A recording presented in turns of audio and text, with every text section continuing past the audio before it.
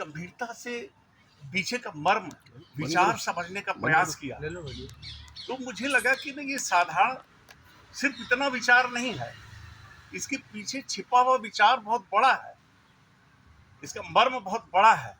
और जब उस दिन ये मुझे आदेश मिला था कि मुझे रक्षाबंधन पर बौद्धिक करना है, तो मुझे एक बार झटका लगा था, आश्चर्य हुआ था, ये विषय ऐसा है क्या जो सभी जानते हैं, इस पर बौद्धिक की आवश्यकता क्या है। लेकिन जब मैंने इसको खोजा, समझने का प्रयास किया, तो हमने महसूस किया नहीं, एक गंभीर विषय है, इसको समझने की जरूरत है।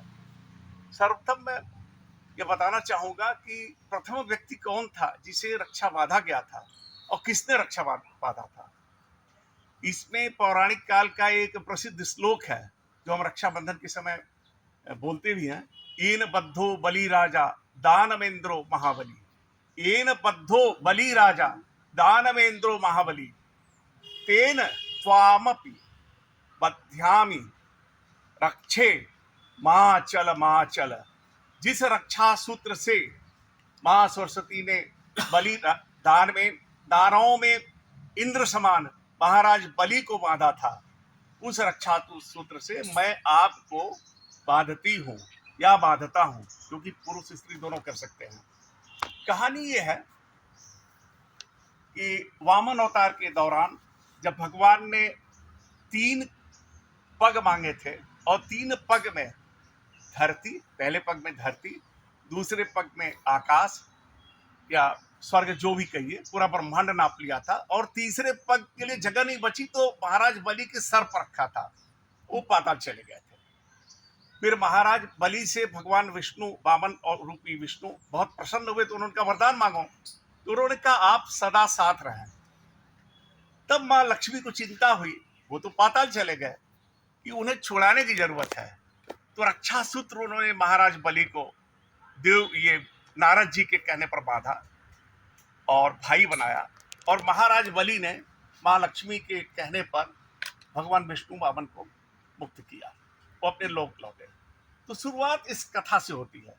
ये सतयुग की कथा है। सतयुग की दूसरी कथा है इंद्र इंद्राणी की, सची की।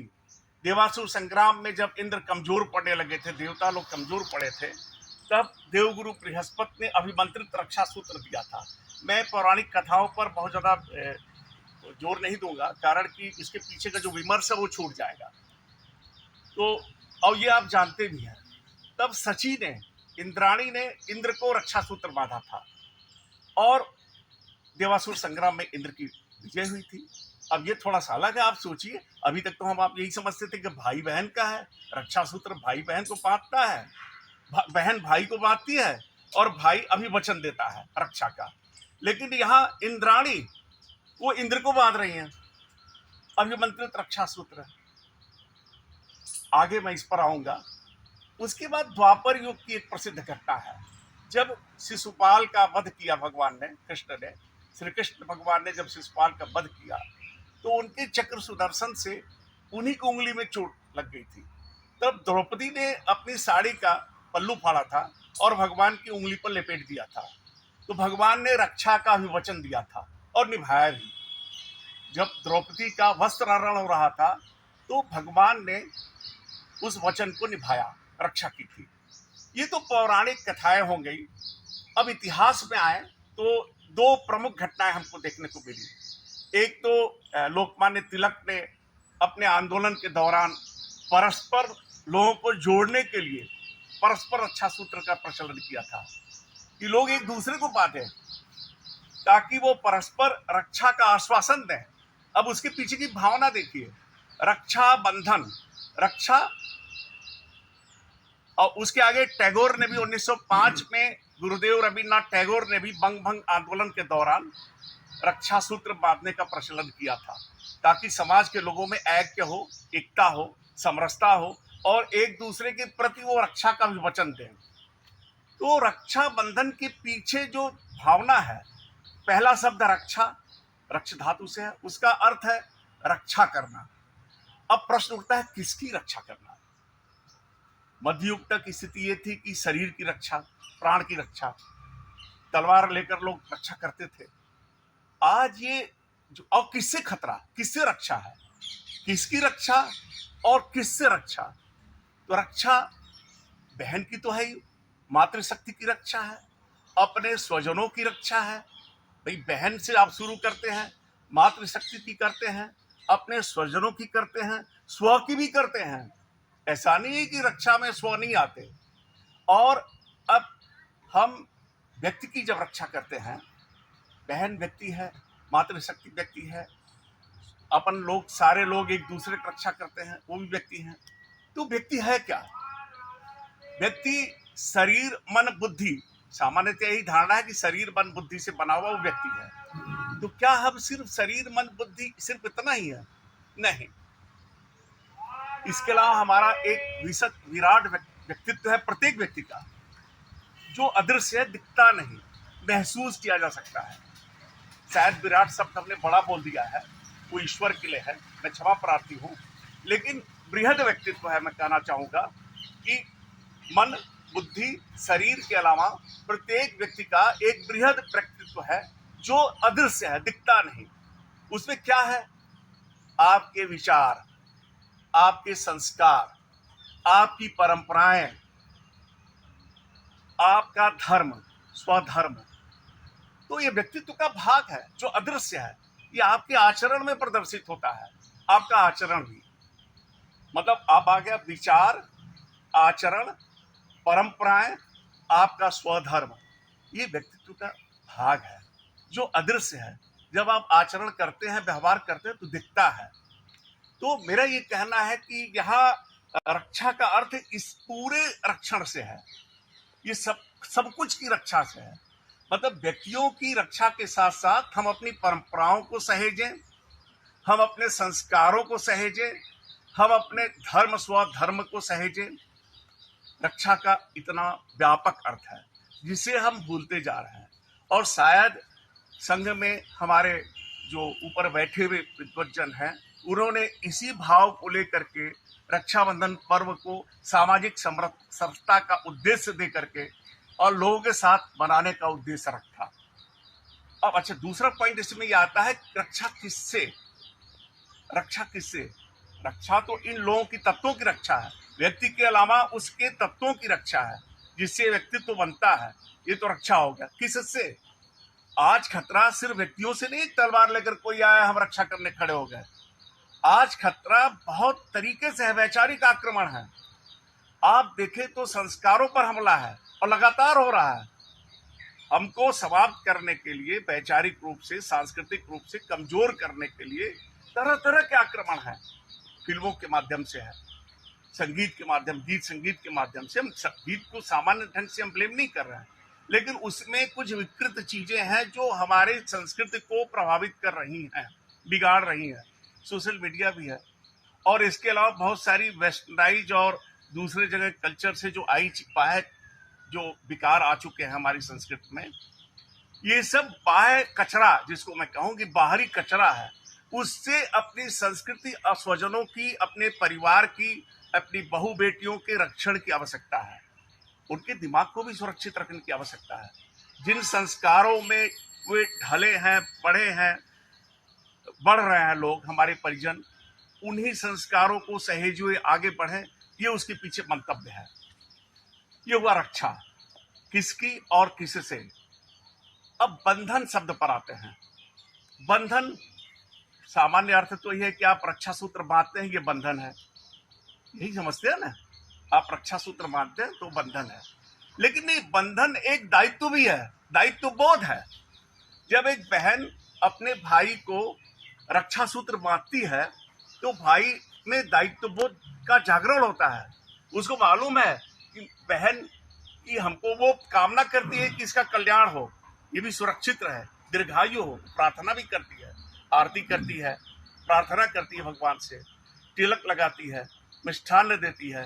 तो इसके पीछे साथ साथ उसकी भावना है कि मेरा भाई सुखी रहे, समृद्ध रहे, दीर्घायु रहे। और भाई भी रक्षा का अभिवचन देता है और खड़ा भी होता है। भाई, सभी भाई खड़े होते हैं अपनी बहनों की, जब भी जरूरत होती है खड़े होते हैं। तो ये हुआ अभिवचन देना, रक्षा का अभिवचन देना, मतलब अपने ऊपर बाध्यता लेना। अपने ऊपर दायित्व लेना, दायित्व बोध होना। असल में यहां तक तो परिवार तक ठीक है, लेकिन संघ की भावना ये है, संघ की भावना ये है, हम लोगों की भावना ये है कि इसे हम परिवार के साथ साथ बाहर समाज तक पहुंचाएं, क्योंकि समाज में बिखराव बहुत हो चुका है और विशेषकर वंचित वर्ग की तरफ मुड़े।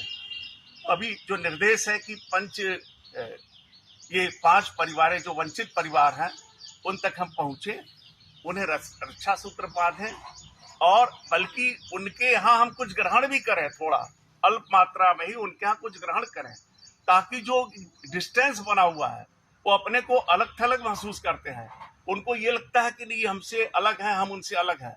इस गैप को कम करना है, भ्रातृत्व को विकसित करना, परस्पर विश्वास को बढ़ाना। मतलब जब आप समाज में निकलेंगे, समाज में जहां हमारी संभव है, जहां आसपास मतलब वंचित वर्ग के पास जाएं, आसपास हम मिलते रहते हैं, तो उससे क्या होगा, उनमें हमारे प्रति विश्वास पैदा होगा, हमें उनके प्रति स्नेह पैदा होगा। तो ये परस्पर विश्वास को पैदा करना, उन्हें जोड़ना, अपने नजदीक लाना, इसके पीछे मंशा ये है कि सामाजिक रूप से हम समरस हों।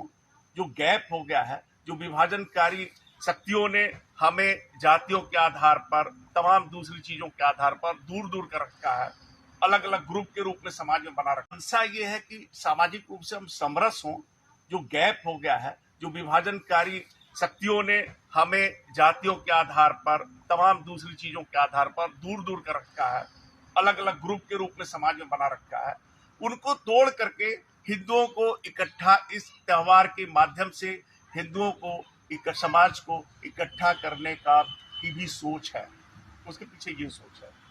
तो इसलिए 5 परिवारों को एक तरह से उनसे जोड़ना और हमेशा, ये नहीं सिर्फ रक्षाबंधन पर, समय समय पर उनकी खोज खबर लेना, उनके पास जाना, उनसे चर्चा करना, आवश्यकता हो तो उनकी मदद भी करना, ताकि ये प्रतीक है, एक छोटी सी पहल से एक प्रतीक है।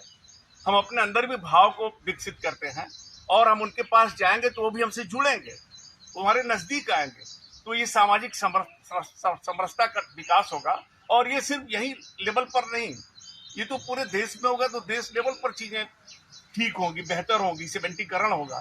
सीमेंटीकरण से मेरा तात्पर्य है कि जो दूरी हो गई है, जो दरारें आ गई हैं, उन दरारों को भरने की आवश्यकता है, ये भाव है। और देखा जाए तो भाई बहनों का एक नई चीज थोड़ा सा हट करके मैं बताना चाहूंगा। मैं ढूंढ रहा था कि क्या भाई बहन का भी कोई मंदिर है, तो मुझे मिला मथुरा में यम और यमुना का मंदिर है। मथुरा में छोटा मंदिर ही है, लोग बहुत ज्यादा नहीं जानते, लेकिन जो मथुरा जाते हैं, मैं भी गया हूँ, वहां दर्शन करते हैं। तो भाई बहन का, उसके पीछे भी स्टोरी है, लेकिन उस स्टोरी में पढ़ करके मैं अपना समय, कम समय है। और दूसरा जो प्रसिद्ध विश्वविख्यात मंदिर है वो जगन्नाथपुरी में भगवान प्रभु जगन्नाथ, बलभद्र और माँ सुभद्रा का है, बहन सुभद्रा का है, वो भी प्रसिद्ध मंदिर है। इसके अलावा हमें पंच प्राण पर भी ध्यान देना है। पंच प्राण सिद्धांत है अपना, पंच प्राण ही बोलते हैं ना, सामाजिक समरसता, वो पंच प्राण है सामाजिक समरसता। सामाजिक समरसता का यह त्योहार है। संघ के जो 6 उत्सव हम मनाते हैं, गुड़ी पड़वा जो सृष्टि का आरंभ हुआ था, कहा जाता है कि ब्रह्मा जी ने इस दिन सृष्टि बनाई थी। महाराज विक्रमादित्य का राज्यारोहण का दिवस भी है। और इसके अलावा नववर्ष है हम लोगों का। और सबसे हमारे लिए, हम लोगों के लिए महत्वपूर्ण बात है कि हमारे प्रथम सर संचालक महोदय डॉक्टर साहब का जन्म दिवस भी है, गुड़ी पड़वा ये है। उसके बाद आपका आता है हिंदू साम्राज्य दिवस, छत्रपति शिवाजी का राज्यारोहण है, वो हम समाज के साथ मिलकर मनाते हैं। फिर गुरु पूर्णिमा आप जानते ही हैं, जो गुरु तत्व के प्रति समर्पण का दिवस है, हम आपस में ही मनाते हैं, बाहर के लोग नहीं होते। और ये रक्षाबंधन है जो सामाजिक समरसता का है। इस समाज को जोड़ने के लिए इस उत्सव को हम बाहर मनाएं, अपने घर के बाहर भी मनाएं, इसके पीछे यही ध्येय है, इस लोगों को जोड़ा जाए। फिर विजयदशमी है। विजयदशमी अपना उत्सव है, पथ संचलन इत्यादि करते हैं और संघ का स्थापना दिवस है, इस कारण मानते हैं। और फिर आखिरी है छठा मकर संक्रांति का। तो सामाजिक समरसता के बाद दूसरा पंच प्राण है पर्यावरण का। तो पर्यावरण के पीछे है कि उसके संरक्षण के लिए है, क्योंकि हम प्रकृति के ही अंग हैं, हम प्रकृति से पृथक नहीं हैं। हमारी सबसे बड़ी गलती ये है, त्रुटि ये है कि मनुष्य अहंकार में, मेरा मानना है, यो ही सोचता है कि हम प्रकृति से ऊपर हैं। ऐसा नहीं है, हम प्रकृति के भाग हैं और हम प्रकृति को नुकसान पहुंचाते हैं। हमें प्रकृति का जो फल है उपयोग करने का अधिकार है, लेकिन हमें प्रकृति को नुकसान पहुंचाने का अधिकार नहीं है। तो वृक्ष लगाइए ताकि असंतुलन न हो और प्लास्टिक इत्यादि का उपयोग कम से कम हो, ये भावना है प्रकृति पर्यावरण के संबंध में। जल संरक्षण कर सकते हैं। तीसरा नागरिक अनुशासन, पंच प्राण में तीसरा है, अभी समय है ना, नागरिक अनुशासन। नागरिक अनुशासन में हम लोग भारतीयों की सबसे, 1 मिनट समय है अभी मेरे पास। भारतीयों की सबसे बड़ी कमजोरी क्या है जानते हैं? रूल्स ब्रेक करने का स्वभाव। ये मैं अपने को शामिल करते हुए बोल रहा हूँ। हम भारतीयों को रूल्स ब्रेक करने में बड़ा मजा आता है। हम ऑस्ट्रेलिया चले जाए ना, वहां रूल मानेंगे। अमेरिका चले जाए, यूरोप चले जाए, मानेंगे। अपने यहाँ चौराहे पर जाएंगे तो अगर देख लिया पुलिस वाले नहीं है या कोई, लाल बत्ती में भी निकल लेते हैं। इसे अराजकता फैलती है। तो नागरिक अनुशासन तो ट्रैफिक जैसे सेंस है। हम नियमों को माने ना। क्यों मंदिरों में जाते हैं, क्यों को नहीं मानते? मंदिरों में जाते हैं, क्यों नहीं मानते? रेलवे स्टेशन में आरक्षण के लिए खड़े, वहां क्यों को नहीं मानते? इसे हमारी कमजोरी है। और शौकिया, बहुत सारे लोग शौक में करते हैं, मजा लेने के लिए, उनको आनंद आता है। तो नागरिक अनुशासन से क्या है कि आप एक दूसरे के प्रति अगर डिसिप्लिन रखते हुए चलते हैं तो एक व्यवस्था बनी रहेगी और एक समाज के नियमों के प्रति रिस्पेक्ट भी अभिव्यक्त होता है। और नागरिक अनुशासन, पर्यावरण, सामाजिक समरसता, और चौथा है आपका स्वबोध, नहीं, कुटुंब प्रबोधन। कुटुंब प्रबोधन पर तो बहुत काम हो रहा है, रेगुलर काम हो रहा, 30 दिन काम हो रहा है। और वो उसमें परिवार को अपने परंपराओं साथ हम बैठे, उसके पीछे यही उद्देश्य है कि हम साथ बैठे एक बार, क्योंकि कम हो गया है। असल में व्यक्तिवादी जीवन लोग जीने लगे हैं, अलग थलग जीने लगे हैं। सोशल मीडिया ने भी लोगों को काटा है, तो उससे लोग अलग थलग, कम से कम सप्ताह में एक बार बैठे, साथ में विचार विमर्श करें, अपनी भावनाओं का आदान प्रदान करें और कुछ ऐसा करें कि हमारी जो परंपराएं हैं और जो संस्कृति है वो उनको बचाए रखें, उस दिशा में उनको, उस संस्कारों को, मतलब अगली पीढ़ी को हम प्रेषित करें। ऐसा कुटुंब प्रबंधन का उद्देश्य है। और उसमें जोड़ दिया गया है कि आसपास के जो आपके मित्र परिवार हैं या पड़ोसी परिवार है, उनको भी जोड़ लेंगे तो एक बृहद रूप हो जाएगा। उसमें क्या होगा, सामाजिक समरसता